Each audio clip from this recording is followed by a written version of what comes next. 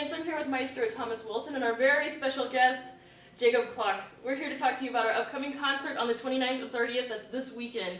It's a very exciting concert, at least for me. I've been looking forward to it more than just all year. This is the song that I listen to when I'm having an exceptionally bad day at work. I put on Prokofiev's First Violin Concerto because it brings me to a happy place. And so words can't express how excited I am to play this. The only thing that I wish I could do is clone myself so I could also listen to it from the audience, because I mean, you are in for such a treat. It's such a wonderful piece of music.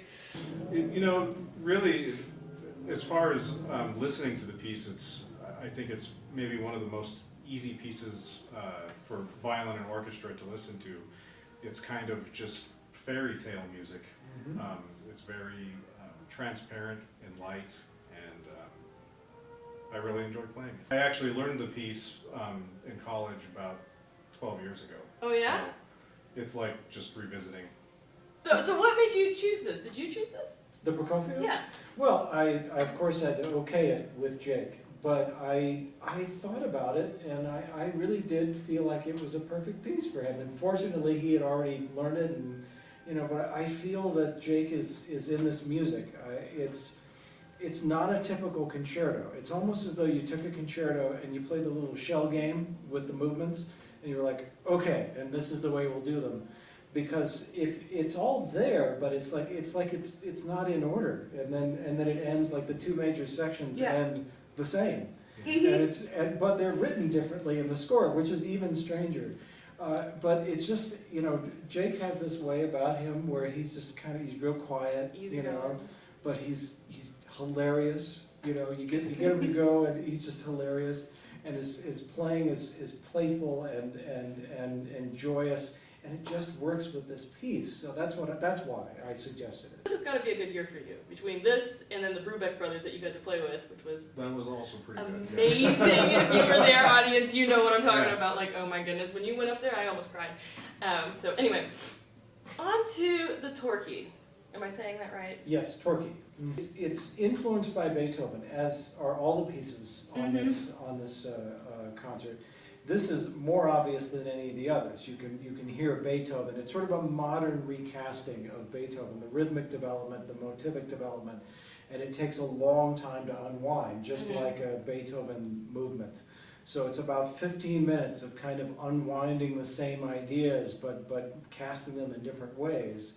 And it really is hard for the orchestra, because you never get to let down. I mean, you might get a few measures rest here and there, but you can't relax. You can't for even a moment, and especially when it comes to rhythm, if you're not constantly counting and doing your rhythm by the numbers, you get lost. And it's so really no kidding, hard. Broke my metronome. Good, good. I had to buy a new one. It's your fault, Michael Torquay.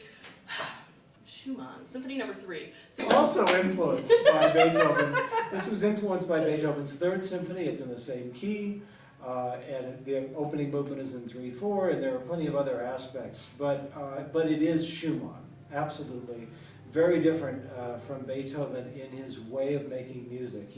Schumann was never old. He of course, obviously died way too young to begin with, but in his spirit, in his soul, he was never old. So this has a certain youth and joy about it always. And there's other than the fourth movement, which is the one kind of serious movement in the whole thing, this sort of mysterious E-flat minor, this kind of darkness, and then we go right into E-flat major in the last movement, and it's joyous again. There's almost never even a moment for the orchestra in the entire piece, maybe at the very end, to really dig in and really start getting aggressive and whatever. It's just happy almost all the way through. This is a very special concert for us, not just because it's the end of a season, which is always a big deal, and not because it's been a great season for us, but it's very special for me because I've been around a while. I'm not exactly a spring chicken anymore. And I remember when Jacob Klock was in my advanced theory course at the conservatory, and it was so obvious from the first day of that class that this was a real musician, a true musical spirit.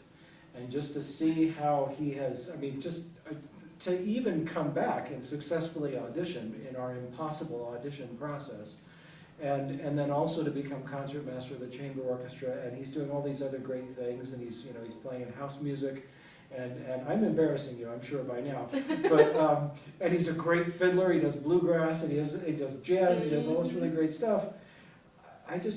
This is very special to me. This is like, you know, seeing all of this starting to pay off in some way, seeing how this orchestra has grown, and what an amazing season we've just been able to bring.